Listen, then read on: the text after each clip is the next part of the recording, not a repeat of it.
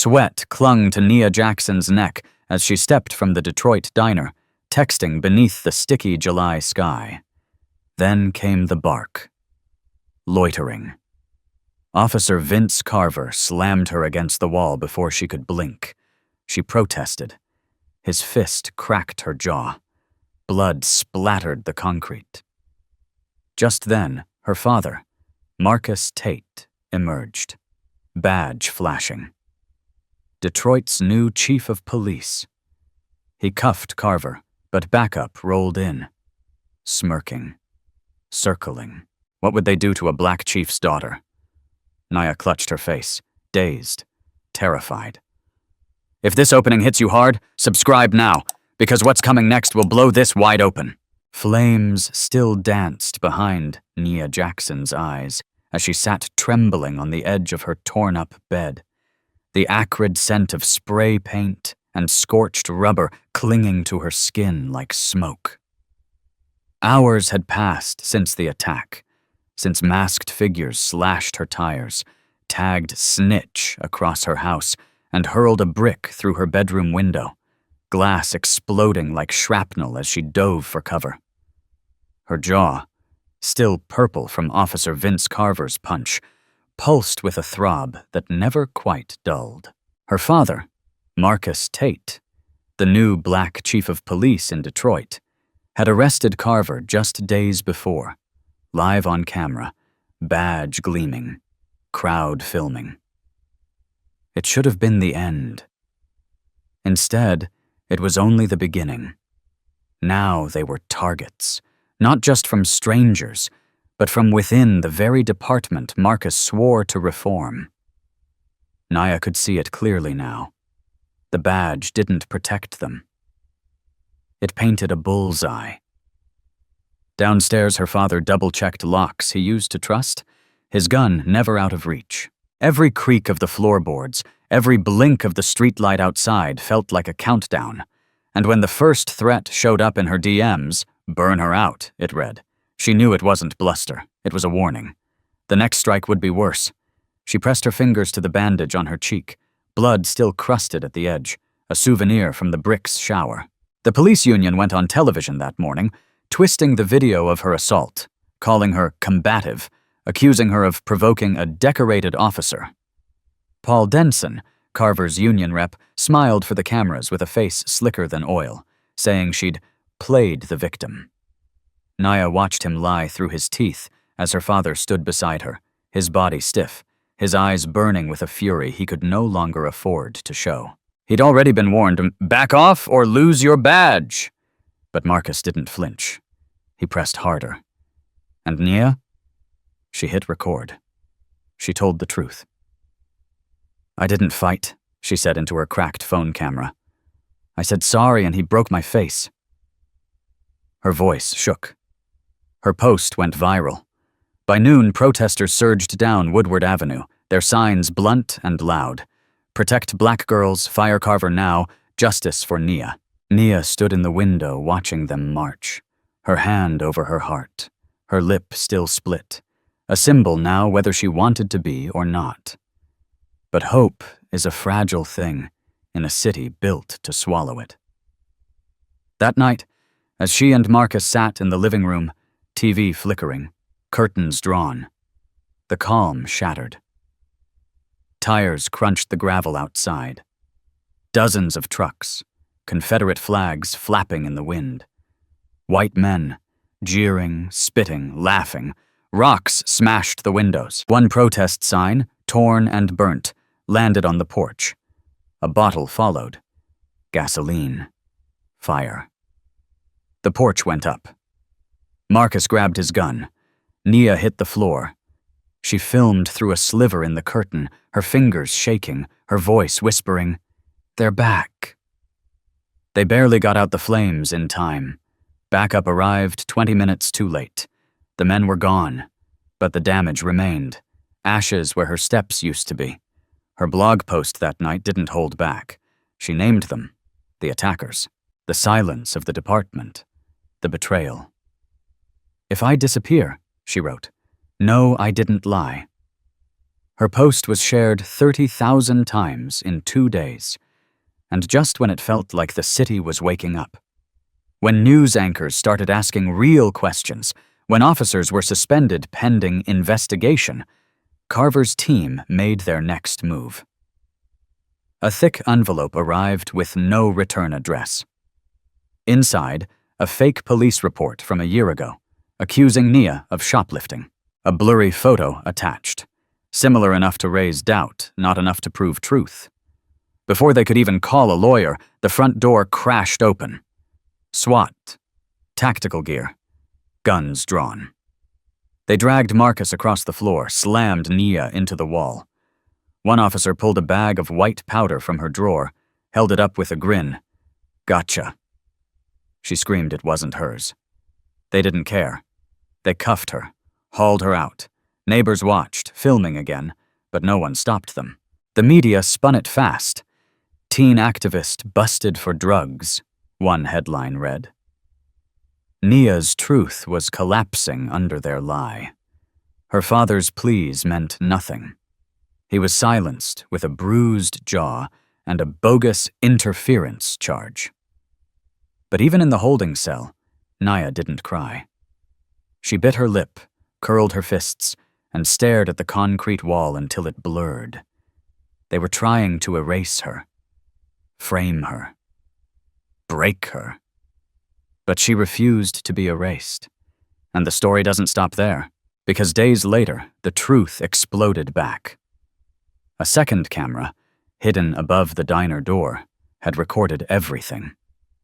Not just the punch, the smirk, the laughter, the excessive force. Nia found it herself, snuck back into the diner with nothing but a hairpin and a heart full of fire. That footage blew Carver's defense to pieces. The DA revoked his bail. Protesters took to the streets again. Nia was framed, trended across the country. The firebombing, the drugs, the lies. They didn't bury her. They amplified her. But Carver wasn't finished. Days before his trial, a mob set the rally stage on fire. Dozens were injured. Her best friend, Tasha, found in an alley, her name carved into her arm as a warning. Nia didn't sleep after that. She wrote. She leaked documents.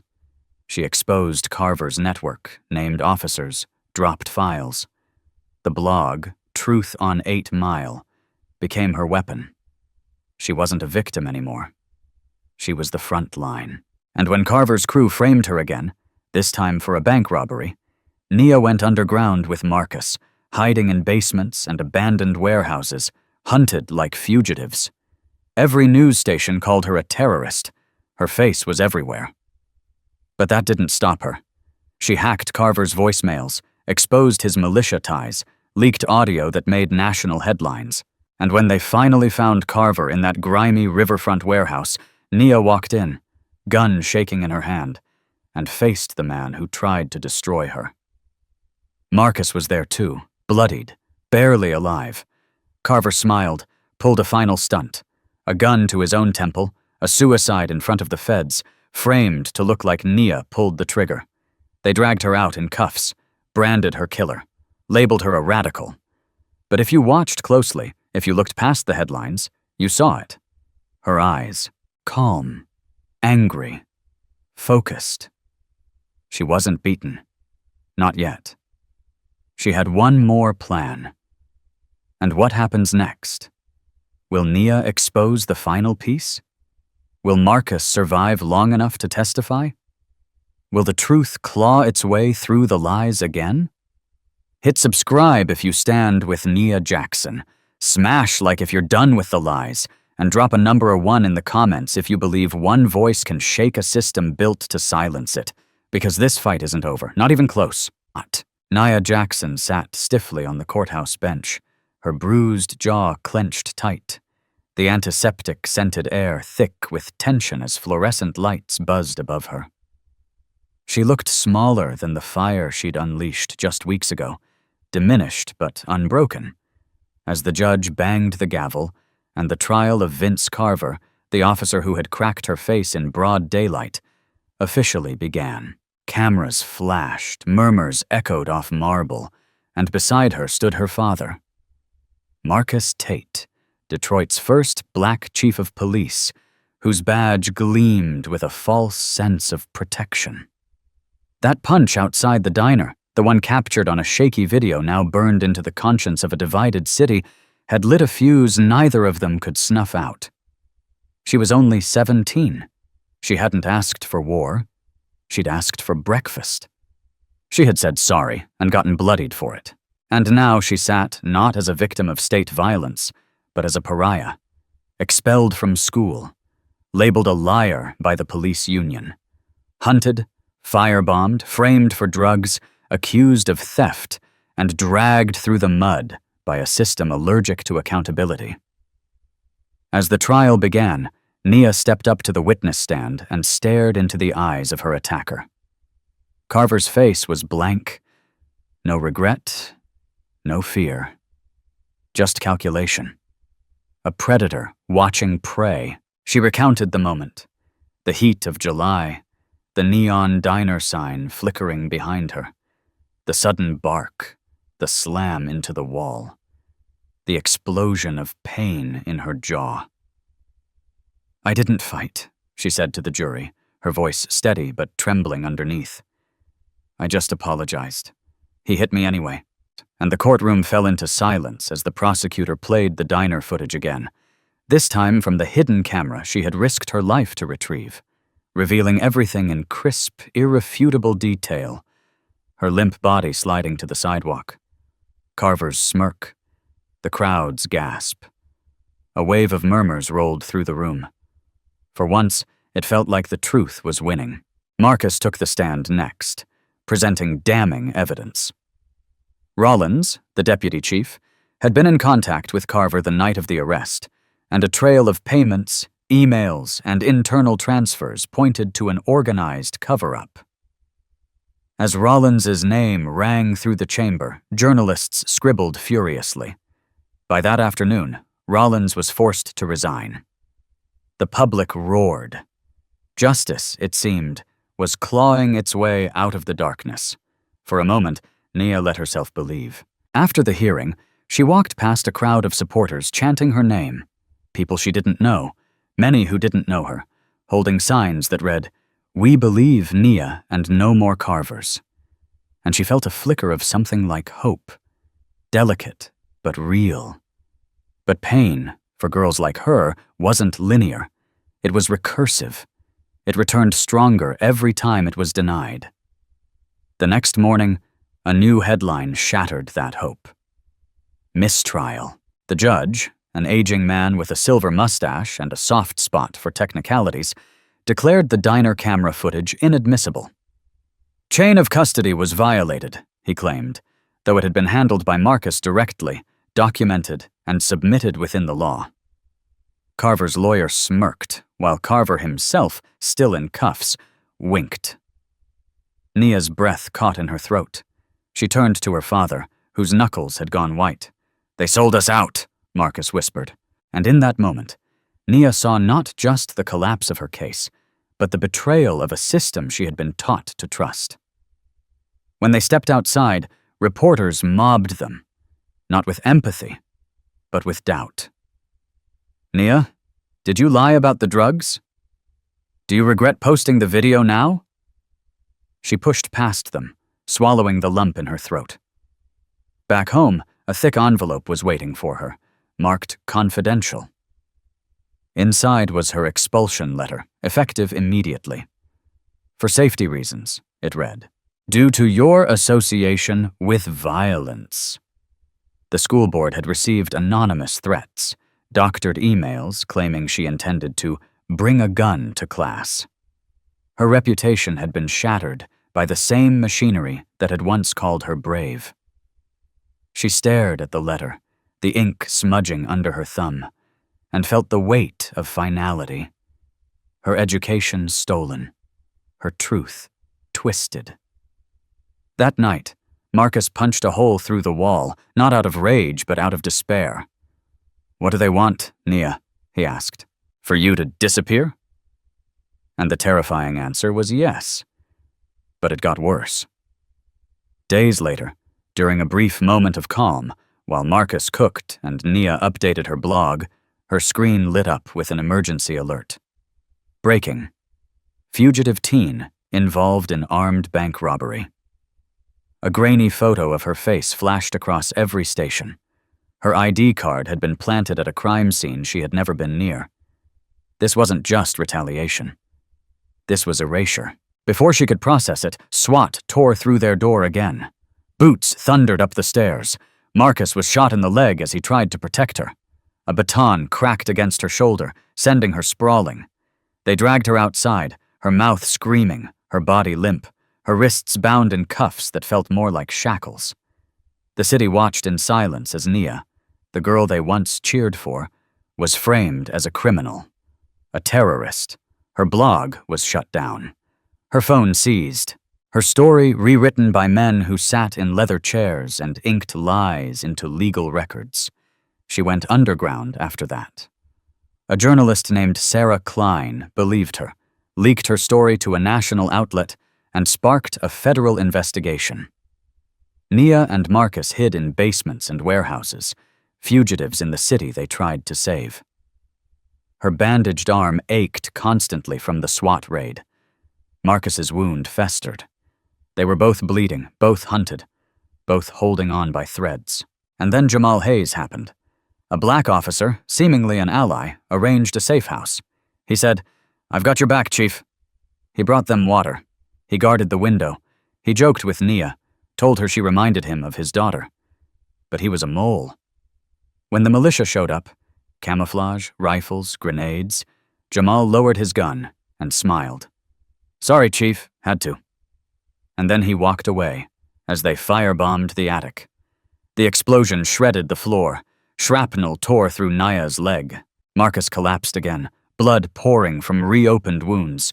She dragged him through flames, choked on smoke, screamed for help until her voice cracked. When firefighters finally arrived, they barely made it out alive. The photos of the blaze hit the news within hours. Sarah published the audio recordings Nia had hacked. Carver's voice ordering attacks, naming officers, laying out plans. The feds moved in. Carver was rearrested. Rollins was indicted. The protests swelled again, and for one blinding second, Nia saw it. A way out. A crack of light. But it wasn't over. Not by a long shot, and Carver, now locked up, had orchestrated a final play. A bomb detonated at the Detroit police precinct during a press conference Marcus was supposed to attend. Multiple officers dead. And somehow, impossibly, the story shifted again. Kiana Brooks, suspected in domestic terror attack. Her mugshot splashed across CNN. The old bank robbery frame resurfaced. They said she had motive. She had history. She had radicalized. Carver vanished during the chaos. Escaped custody. And Nia's name was now synonymous with death. With terrorism. Her truth buried under rubble and flame. She tried to run, but they found her.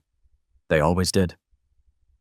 When they dragged her into custody for the final time, her body was a roadmap of pain. Shrapnel in her thigh, bruises along her ribs, wrists rubbed raw from zip ties. She didn't cry. She didn't scream. She looked straight into the camera as they shoved her into the van. She smirked, not out of defiance, but because she knew this wasn't justice. This was performance. She was the scapegoat, the sacrifice. Carver had won with a suicide, a bullet to the temple, a blood-slicked warehouse, her prints on the gun, his final trap. Even in death, he twisted the narrative one last time. Now Nia sits in a solitary cell. 23 hours a day, the lights always on. Her name, once a banner for justice, now a warning. A threat. A lesson to any black girl who dares to speak, to film, to fight. She sees herself on the TV in the warden's office. From teen hero to terrorist, how Nia Jackson fooled the nation. She hears her classmates whisper her name with disgust. She gets letters, some from supporters, some from monsters. One simply says, "Burn, snitch." And yet, she writes. With every breath, she writes, "Truth on 8 Mile lives again." Passed to Sarah, to the protesters, to the kids who still chant her name, even as the government calls her a villain. Marcus, limping, scarred, hunted, has vowed to clear her name, to dismantle the lie. But Nia knows what it really takes. It's not a badge, it's not a blog, it's not even a bullet. It's belief in yourself, in the fight, even when it costs everything. So if you're reading this, if you've made it this far, don't just feel bad, get loud. Drop a number 1 in the comments if you still believe in Nia's voice. Hit like if you think the system isn't broken. It's working exactly as it was designed. And subscribe if you're ready for what happens next. Because Nia's not done, not by a long shot. And this war, it's only just begun. Nia Jackson hunched over her cracked phone screen in the dim glow of her shattered bedroom, the August heat pressing through boarded windows like punishment. Her bruised jaw throbbed with every breath, but she ignored the pain, her fingers swiping back to the diner video for the 100th time. Her body crumpling in slow motion, blood pooling beneath her like a shadow too dark to outrun. And yet, something in the corner flickered, barely noticeable before, now screaming for attention. She paused, zoomed in, her pulse spiking as she spotted it. A tiny lens tucked above the diner's entrance, a second camera no one had mentioned, no one had accessed. Her heart kicked in her chest like a warning. What if it recorded everything? What if the truth, the raw, undeniable truth, had been waiting quietly in the background, overlooked, dismissed like she had been? Without thinking, Nia snatched her shoes, slid out the back door, and vanished into Detroit's haunted streets, the night swallowing her like a secret. Marcus Tate, her father, the city's embattled black chief of police, slept fitfully on the couch, one arm draped protectively over the loaded handgun he kept within reach since the firebombing. He never heard her leave. The city around her pulsed with tension, empty patrol cars lurking like ghosts, broken streetlights flickering like nervous heartbeats, the air thick with ash and old injustice. She reached the diner with her heart in her throat, hairpin clutched between sweat-slicked fingers. The back door lock clicked open under her steady hands, adrenaline sharpening her into something more than a teen girl. The place reeked of grease, fear, and forgotten truths. She climbed onto a stool, reached high, and pried the black box loose, its blinking light steady. It saw everything. She ran. Back home, she burst into the living room, shaking Marcus awake. "I found it," she whispered. "It saw everything." He didn't hesitate. He plugged it into his laptop, his fingers moving with the precision of a soldier rearming. And there it was, crystal clear footage of Officer Vince Carver punching Nia so hard her head snapped sideways like a broken doll, her limp frame dropping, blood spraying across the sidewalk. No angle to deny, no narrative to twist, no smear to survive it. Marcus's jaw clenched, his voice a low growl. This changes everything. When by dawn, he stormed the precinct and slammed the footage on the DA's desk, demanding Carver's bail be revoked. "This is beyond doubt," he said. And for the first time, it felt like the truth might win. Nia stayed behind, pacing across scorched floorboards as her phone buzzed with notifications. Breaking. Carver's bail revoked. And she collapsed onto the couch, laughing through the tears, raw and unsteady, a victory carved from weeks of bruises, betrayal, and blood. She texted her best friend, Tasha. "We got him." And for a rare moment, her chest felt light. But victory, for a black girl like Nia, was always a glass thread, glittering, fragile, waiting to shatter. That night, a sharp knock rattled the front door. She opened it, heart racing, expecting a neighbor or a protester. Instead, there was only a note taped to the wood, her name scrawled in red ink like blood. "Drop the case or she's dead!" She scanned the street. Empty, but not safe. She called Tasha. No answer. Called again, voicemail. She screamed for Marcus, who grabbed his gun and keys, his face already pale with dread. They found Tasha hours later in a graffiti-tagged alley off Gratiot, slumped beside a dumpster, her face swollen, her arms slashed so deeply that bone peeked through the gore.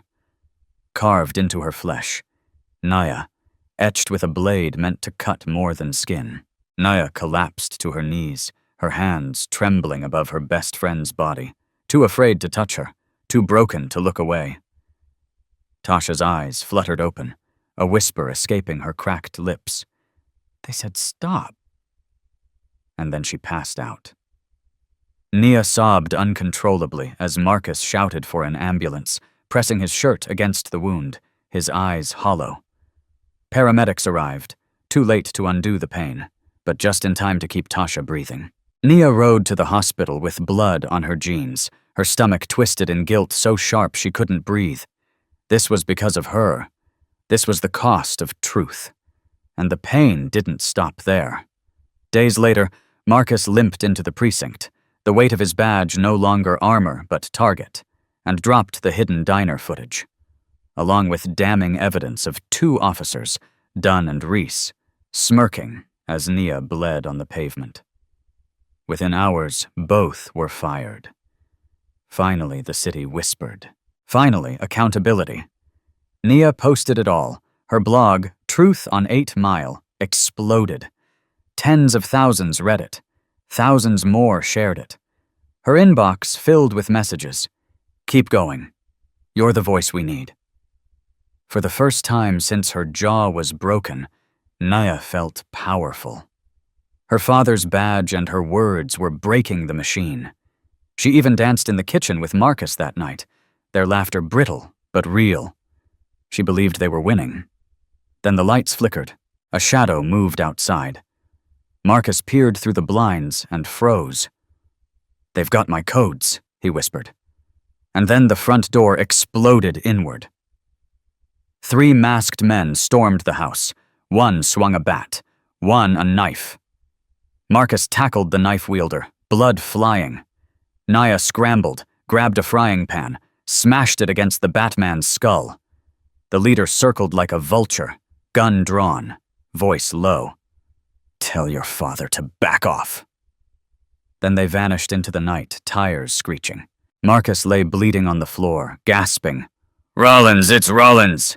Betrayed again, from the top. Naya held his broken body, her own arm sliced, the frying pan trembling in her grip. She dialed 911. The operator's voice was slow, distant, uncaring. She screamed at them. Still, help came late. Marcus nearly bled out. And the next morning, Naya was no longer a voice for justice. She was a fugitive. Framed again, this time for a bank robbery, her ID planted, her face smeared across every screen. "Armed and dangerous," the headlines said. A wolf in victim's clothing. And when SWAT raided their safe house, they didn't knock. They shot Marcus again. Beat him. Dragged Nia into the street. Carver's crew had outmaneuvered them again. She wasn't a hero now. She was a headline. A monster. And in a crumbling attic, lit only by fading hope, she uploaded one final leak. Carver's own voice, ordering violence, listing name, whispering kill orders. And when the feds moved, it seemed like the tide had turned. Carver was arrested again. His militia disbanded. Protesters returned to the streets. But Carver wasn't done. He detonated a bomb at the precinct, killed officers, framed her, suspected terrorist Nia Jackson, the Chiron read. Her father nearly died at the hospital, and as feds kicked down the door, Nia ran, heart shattered, truth still heavy in her palms. She tracked Carver to a warehouse, alone. But she wasn't there for revenge. She was there to end it. She found Marcus first, bloodied bound, tortured. Carver smirked, gun in hand. "You think you won?" he hissed. "You think the truth matters?" She raised her weapon. He raised his, a standoff carved in tragedy. And then he laughed and turned the gun on himself, pulled the trigger, his blood on her hands, his smirk carved into history. The feds stormed in. She was arrested again. This time for his murder. And yet, she smirked, not because she won, but because she lived. And the war wasn't over. So, if you're still here, if you've followed Nia this far, if your heart's been cracked open by what she's endured, by what she's still facing, by the truth buried under flame and headlines and blood, then let her know she's not alone. Drop a number 1 in the comments if you believe her voice matters. Smash that like button to help her fight. And subscribe to this channel if you want the world to really see what's been done. Because Nia Jackson didn't ask for war, but she's still standing in it, and now we stand with her. No one knew exactly what Nia Jackson did the night Senator Travis Callahan's convoy vanished off the grid, but whispers spread like gasoline across Detroit's shadowed streets, igniting questions hotter than truth. They said she broke into a federal database guarded by military-grade encryption. They said she wore a stolen badge, walked through the front door of a federal holding site with her hoodie pulled low and a USB drive tucked in her sock. They said she blackmailed someone high enough to bury her forever, or elevate her name into fire. But what no one could deny was this: the most powerful man behind the curtain, the one pulling the strings on her wrongful arrest, the bank robbery frame-up, the precinct bombing, the fake footage, the doctored emails, the smear campaigns, and the puppet cops like Carver. He disappeared. And it all traced back to her. But how did she even get close? The last time the world had seen Nia, she was in federal custody, mugshot plastered across the nation, her name twisted into domestic threat, her face vilified as the black girl who brought the city to its knees. But in the chaos after Carver's suicide in that warehouse, the lines of reality blurred. One moment she was shackled in a transport van. The next, the van burned, the agents scattered, and Nia gone like smoke. No one could explain it. Some said Marcus Tate, her father, still bleeding from stab wounds and gunfire, pulled favors from old army buddies. Others claimed a rogue hacker collective she once blogged with went full Robin Hood and deleted her from federal databases.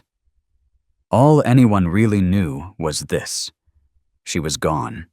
And then, weeks later, he was. Senator Travis Callahan. A man untouchable. A face smiling on cable news while puppeteering every layer of the system designed to crush girls like Nia. He was the one who backed Carver's legal defense with dark money. The one who funded the militia under the guise of community patrol. The one whose name was hidden behind encrypted files she barely cracked with shaking hands in the attic of a blown-out safe house. The man who waved American flags while signing orders to paint her as a radical threat. And now, vanished.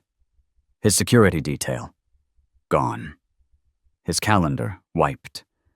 His last known location, a private jet that never took off. Rumors swirled. He's in Dubai. He's in Cuba. He's dead. But no body, no message. Just a hole where power used to live. And behind it all, Nia. The city buzzed with conflicting emotions. Fear. Admiration. Suspicion. Hope. What did she do? How far did she go? Did she cross a line? Did she finally become what they accused her of, just to beat them at their own game? Only a few close to her knew the truth, and they weren't talking. Not because they were loyal, but because they were afraid.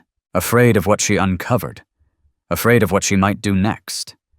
Because Nia didn't just take down a corrupt senator. She exposed his entire machinery. One by one, documents leaked. Contracts showing how Rollins, the deputy chief, received offshore deposits. Footage of Carver and 2 other officers at a secret meeting, one that had never been scheduled. Internal memos ordering black bag surveillance of Nia's blog, her family, her friends. And then, the masterstroke. Encrypted texts showing the senator himself greenlighting the precinct bombing and the frame-up of Nia as a terrorist to justify military intervention in Detroit. And how did she get all that? That's where the real mystery began. Because the data was perfect, verified, untouched. Federal investigators were forced to acknowledge its legitimacy, an act that almost tore the Justice Department in half. But the question wasn't what she leaked. It was how. How did a teenager, battered, hunted, and framed, get her hands on black budget-level intelligence? Some said she traded something. Others swore she had help from a ghost inside the NSA, a rogue agent with a grudge. But one theory burned hotter than the rest, that Nia went to Callahan, that she stood in front of the man who tried to erase her from existence and made him look her in the eye. No one knew what she said, but if you believe the leaked voicemail, the one that surfaced 3 days after his disappearance, then you heard it for yourself. A voice, cold and calm, whispering. The thing about power? When you abuse it, it becomes mine. Her blog, Truth on 8 Mile, resurrected under a new domain, pulsed with raw electricity. She didn't post often now, but when she did, the world watched. Her last entry, titled simply, The Monster in the Mirror. It didn't mention Callahan by name, but it didn't have to. It read like a confession and a dare. They made me into a villain, she wrote, so I found the bigger villain and made him disappear. She ended with a single line. I didn't cross the line. I erased it. Still, the pain hadn't gone away. Tasha was still in the hospital, relearning how to use her arm after the carving. Marcus could barely walk without a cane. The house they'd once called home burned. Nia couldn't go anywhere without a disguise, couldn't use her real name at a coffee shop, couldn't step into a school. She was infamous, a martyr to some, a menace to others. But to herself? She was just a girl who'd been pushed too far, a girl who'd lost everything except her voice. And now that voice echoed louder than ever in every corner of the city. But what would she do next? The feds wanted her in custody. Local cops were split, half admired her, half feared her. The media spun her story depending on the hour. One day she was a hero. The next, a manipulator. But the people, the ones who'd marched for her, who'd cried watching her live stream from behind broken glass, who'd lit candles outside the court, they still believed. And their belief terrified the machine more than anything else.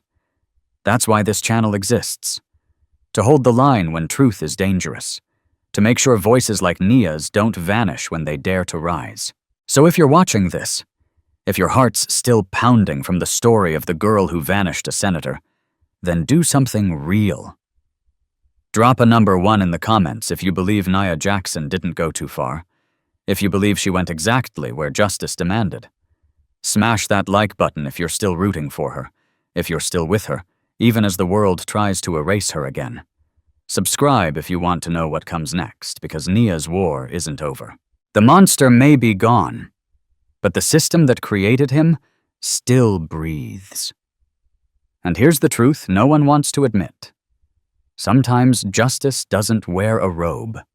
Sometimes it wears bruises, a hoodie, a smirk in a mugshot.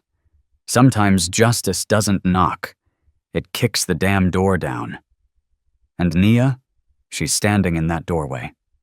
Still, fierce, unapologetic, unbelievable. And if that doesn't deserve a comment of support, what does? Nia Jackson crouched in the attic of a half-collapsed safe house on Detroit's west side, her breath fogging in the cold September air, the splinters of wood digging into her palms as she pressed herself into a corner and waited for a miracle or an ambush, whichever came first. Her arm, still stitched from the last militia attack, pulsed with fire. Her father, Marcus Tate, lay unconscious beside her, blood seeping through the fresh bandages on his side, the scent of burnt cotton and gasoline still clinging to his skin. She had watched him take the knife meant for her, had watched him fall, had dragged him through flames and glass when their last hiding place was turned to ash. And now she sat in this attic, in a stranger's house, in the ruins of the life she used to know, waiting for a betrayal she didn't want to believe would come. Because Jamal Hayes had said the right things. He had looked her father in the eye and said, "I've got your back, Chief." He had handed her a bottle of water, adjusted the blankets around Marcus's legs, checked the windows like a man who truly cared whether they lived to see the next sunrise. He was tall, soft-spoken, with skin that said, "I know the system too," and a badge tucked in his coat that made Nia want to believe again. He said he used to read Truth on 8 Mile, that her words made him believe someone still had fire left. She had smiled at him, trusted him, just a little. But now? As the air shifted, too quiet, too tense, and a black van rolled slowly down the street with its lights off, and engine growling low, something in Nia's chest went cold. Jamal's eyes flicked to the window. He muttered, "Stay low," and moved down the stairs, gun drawn, but not scared. No urgency, just calm. And that was when she knew. He wasn't here to protect them. He was the reason they were here at all. The explosion came seconds later. A grenade burst through the downstairs window, flames licking the walls, swallowing the air in a flash of heat. Nia grabbed Marcus and screamed his name, but he didn't wake. Another blast shook the attic, the floorboards creaking dangerously beneath them. Gunfire cracked below. Shouts, orders. The militia had arrived. Camouflage boots stomped up the stairs. One more grenade burst through the attic window, and that was it. The roof caved, the smoke poured in, and all she could do was drag Marcus behind a fallen beam, cover his body with hers, and pray the fire didn't win. Jamal stood in the doorway then, outlined by flame, mask half slipped, gun lowered, his face expressionless. "Sorry, Chief," he said to Marcus's limp body. "Had to." Then he turned, vanished into the smoke, and let the militia finish what they started.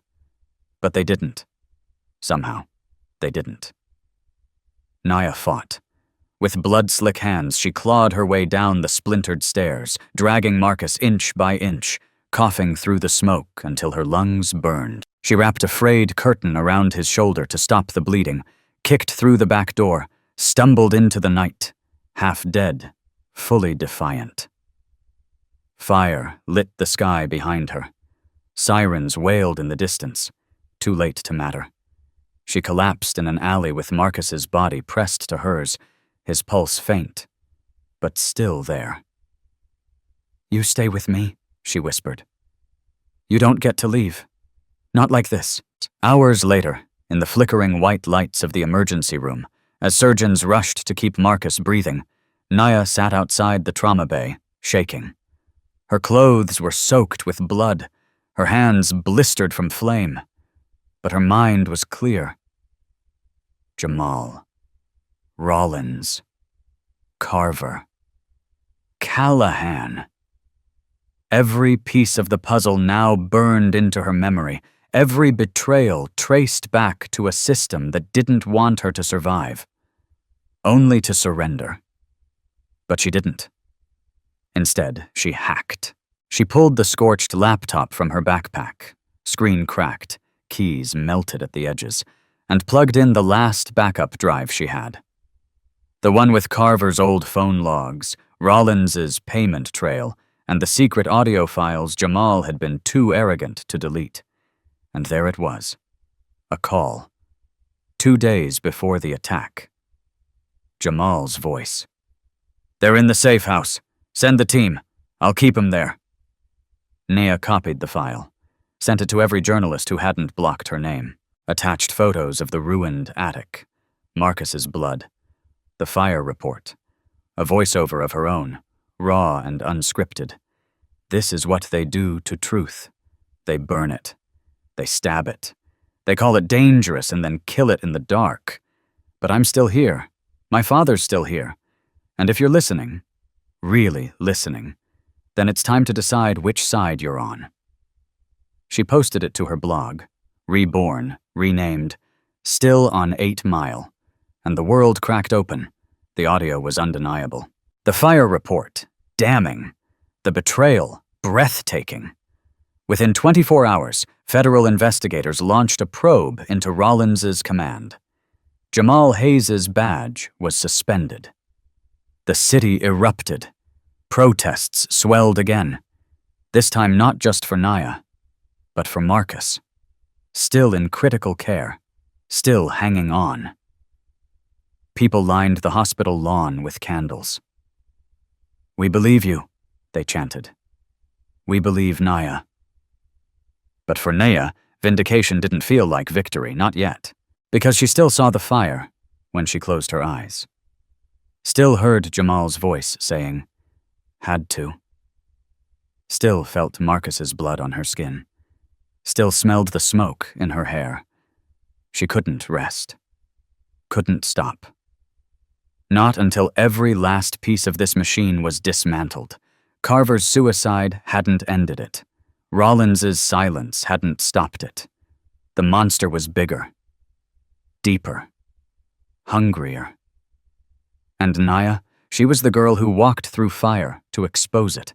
So if you're hearing this now, if your heart is breaking for what she endured, know this.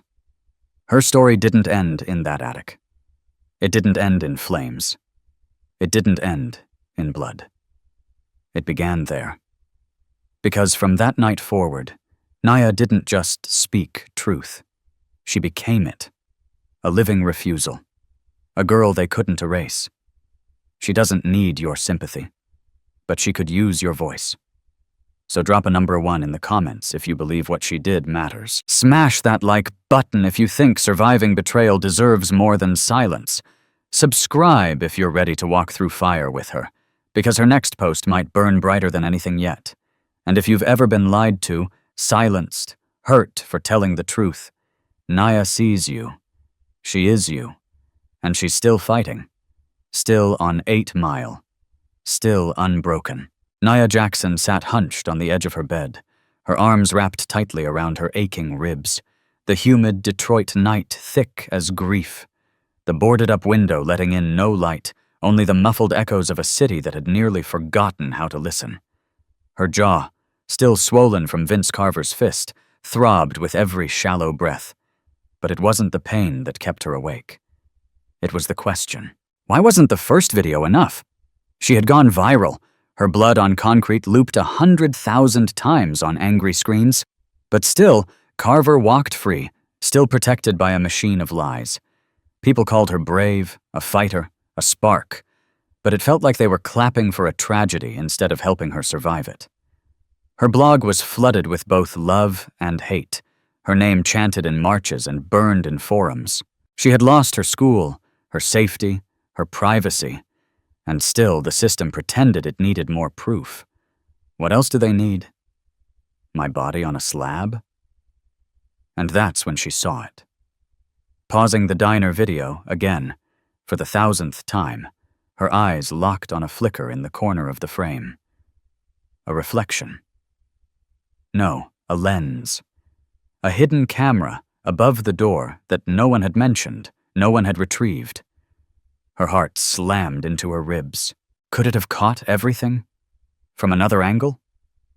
The truth they kept twisting might be there, undeniable, untouched. Her hands shook as she laced up her shoes, adrenaline igniting her limbs like electricity. She grabbed her hoodie, slipped past her father, Marcus Tate, chief of police, sleeping with his gun under his pillow, and his trust in the system cracked beyond repair, and vanished into the shadowy streets of the city that had learned her name through violence. The diner stood quiet, its once flickering neon now completely dead.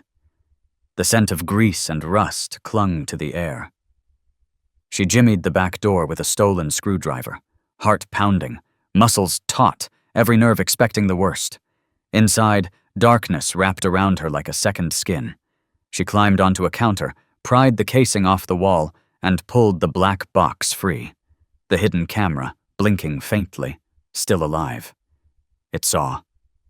It remembered. She ran. Her sneakers slapped the pavement like a heartbeat.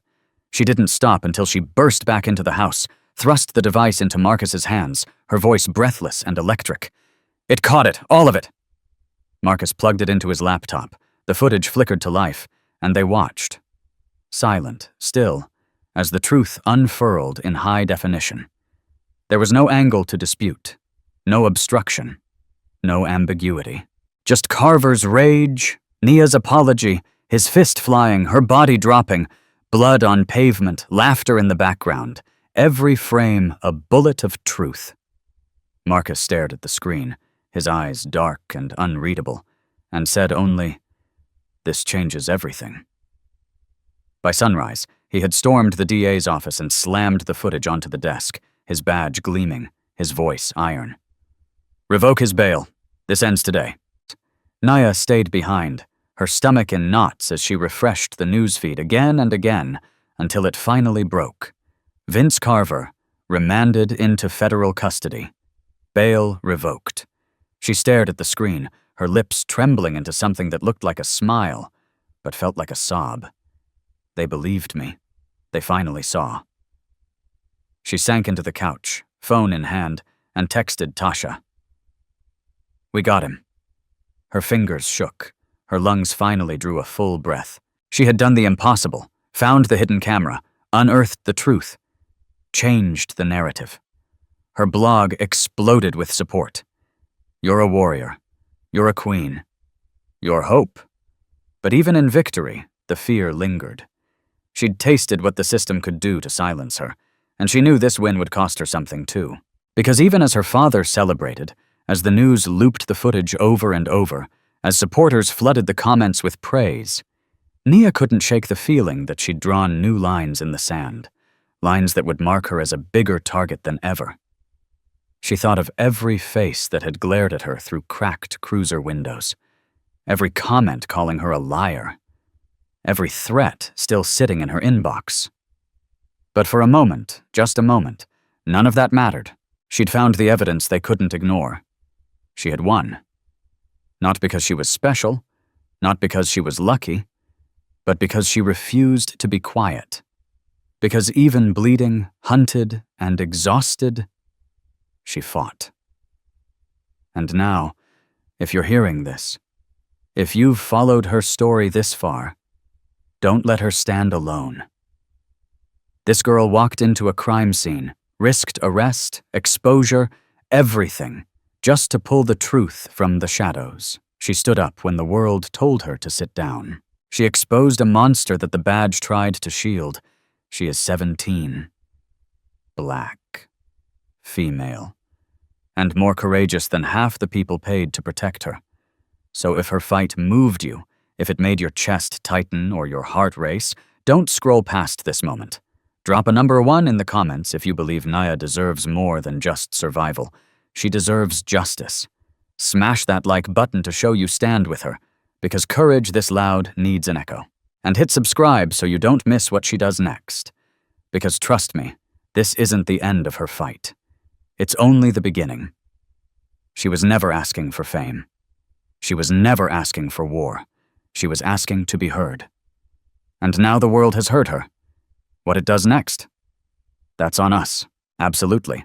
Below is a 1,000-word dramatic paragraph version of Idea 8, The Secret Weapon, Nia's blog that took down the precinct, written with intrigue, mystery, and unbelievable risks, pulling the audience into the suspense of what the character did, and calling on them to comment in support. They never saw it coming. Not the officers, not the union, not the politicians who shrugged off her bruises like she was just another black girl making noise. While the city tried to erase her name, Nia Jackson was building something in silence, typing through broken sleep and fresh wounds, her left arm still bandaged from the safe house fire, her father Marcus limping in and out of hospital rooms after the militia attack, his badge buried under doubt. They thought she'd gone dark. They thought they'd buried her spirit under lawsuits, expulsion notices, and a cell that reeked of steel and judgment. But Naya hadn't disappeared. She was writing, building, hacking into a system they never dreamed a teenager could touch. Truth on 8 Mile, her blog, re-emerged on a new server, hidden behind layers of encryption, masked IPs, fake locations pinging from Malaysia to Brazil to Chicago. The first post was simple. You framed me. You stabbed my father. You firebombed our truth. Now it's my turn. She didn't scream. She didn't beg. She just dropped files. Names, dates, confidential transfers between precinct officers and militia donors. Settlement documents buried under gag orders. Unpublished footage from the diner's second camera. And then, audio. Crisp, cold, undeniable. Officer Reese laughing over her bloodied body. Deputy Chief Rollins calling her a useful spark in a meeting he thought no one recorded. Each post hit the city like a detonation. Within 48 hours, the blog reached 50,000 shares. Within 72, the feds reopened their case. But how had she gotten it? That's where the mystery lit fire. No one could trace the source of the internal files, not even the precinct's own IT department. Word on the street said she found a flash drive taped beneath a desk in the break room, planted there by a ghost from inside. Others claimed she'd posed as a janitor for 2 weeks, slipping past patrol officers with a mop and badge borrowed from a cousin. Some swore she bribed a hacker from the East Side with her grandmother's wedding ring and climbed through a courthouse vent to plug into their secured network. And the craziest rumor? That she built a back door into the precinct database months earlier, while still locked in her holding cell, by whispering commands to a hacked tablet she snuck in through a lawyer's briefcase. Nia never confirmed or denied any of it. Her only response was another post. You wanted to know how? You should have asked why. And why was written into every keystroke. Because they slashed her tires, carved her best friend's arm, kicked down her door, labeled her a terrorist, called her a liar. And she didn't get to fight back with fists or lawyers. She had her words, her data, her truth. So she weaponized it. One click at a time. As the posts went live, the precinct trembled. Officers quit. A captain resigned. The union's press secretary disappeared from public view. Marcus, once sidelined, was reinstated. But it wasn't his badge that brought them down. It was her blog. Her voice. The voice they tried to silence with flames and jail cells. She posted at midnight, her fingers trembling over keys still slick with sweat. Every upload came with a cost. She moved hiding spots weekly, used burner phones to contact her father, slept with a fire extinguisher beside her bed. At one point, she shaved her head, dyed her eyebrows, walked through downtown in a delivery uniform just to avoid facial recognition cameras. And yet, she never stopped. Because behind every leak was a name like hers, someone arrested for nothing, beaten for walking, burned for breathing. And she wasn't just writing for her justice. She was writing for theirs. Then came the final post. No one knew she had it. A 12-minute audio clip, recorded 3 months before the diner assault. A meeting inside a quiet room on the 5th floor of the precinct. Carver. Rollins. A state senator. Talking in code, but not enough. Planning the arrest. She's loud. She's a problem. Make it look routine. If it escalates, it escalates. Nia's name was mentioned once, quietly, but clearly. Make her an example. And then the laughter. That clip brought the house down. Within hours, the city council demanded a federal hearing. The DOJ launched a full audit. The state senator deleted his Twitter. The precinct shuttered the entire 5th floor for renovations. And Naya, she sat in a public library 2 cities over, hoodie up, hands shaking, watching it all unfold through a cracked screen. The people rallied again. Not just for her, but because of her. She became a blueprint for resistance, for surviving, for building truth in a world designed to break it. And still, she never revealed how she got the tape, never said who gave it to her, never told anyone the names of the insiders who sent files from private emails, who left manila folders taped to bus benches, who whispered logins at vigils and walked away before she could say thank you. Because Nia understood. The truth doesn't need permission. It just needs a place to live. And truth on 8 Mile? That was her place, her weapon, her home. So now, if you're watching this, if you've followed Naya's story through the blood, the fire, the cuffs, and the code, don't just scroll past. Drop a number 1 in the comments if you believe truth isn't dangerous. It's necessary. Smash that like button if Nia's fight moved you, if her blog shook you, if her courage reminded you what one person can do. And hit subscribe to this channel, because we're not done. Not even close. There are more stories to tell, more systems to crack, more fires to survive. Nia Jackson was supposed to vanish, but instead, she wrote her way into history, and we're still turning the pages. Nia Jackson stood on the courthouse steps, the autumn breeze lifting her curls as the city exhaled with her. This time, there were no flames, no mobs, no slurs shouted from passing cars, just a sea of people, some crying, some clapping, all watching, as the judge's ruling echoed through the plaza. All charges dropped. Nia Jackson is free.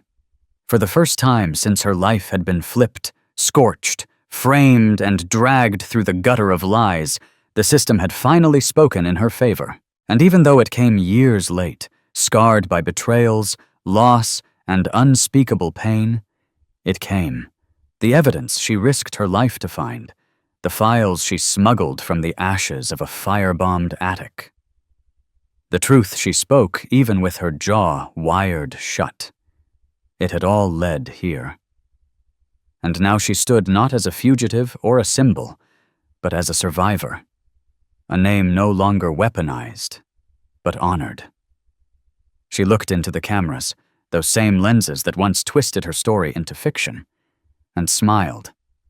Not out of pride, but because she made it. And in that smile was every girl who had ever been silenced, doubted, punished for speaking when they were supposed to shrink. The crowd parted as Marcus Tate emerged beside her, still limping from the wounds he took in the safe house, still holding his badge with cautious faith. He squeezed her shoulder and whispered, "You did it, baby." And Nia, who had been called thug, liar, terrorist, and threat, simply nodded. She didn't need to shout. Her freedom was louder than any scream. The people had rallied for her, protested, fought. The feds had taken down Rollins and Carver's militia. Senator Callahan's network had crumbled under her leaked audio, and now she could walk through Detroit not in hiding, but as herself. Head high, scars visible, power undeniable. Truth on 8 Mile, her blog-turned-movement, had become a national platform for exposing injustice, mentoring students, protecting whistleblowers. The girl who once sat in a jail cell fearing the world had forgotten her was now a keynote speaker at schools and a youth justice fellow building community truth labs in black neighborhoods. She had turned her pain into purpose, and not for fame, not for payback, but because someone had to. So what does this story teach us? That when the system fails you, you don't become the villain they expect. You become the voice they can't silence. That courage isn't a loud moment. It's 100 quiet decisions to keep going when quitting would be easier. That truth takes time, but it wins if you hold on long enough. And that sometimes the greatest revenge isn't destruction. It's becoming everything they swore you couldn't be. Strong, free, unshakable. Naya's story is more than just her own. It's a mirror held up to every community that's ever had to scream to be heard. It's a lesson to every bystander that silence is a side. And it's a reminder that young black girls don't just survive. They rise. Even when the odds are bent, even when the media twists, even when the system sharpens its claws. So if her fight moved you, if you saw yourself in her silence, her fire, her rise, don't just scroll past. Drop a number 1 in the comments if you believe truth still matters.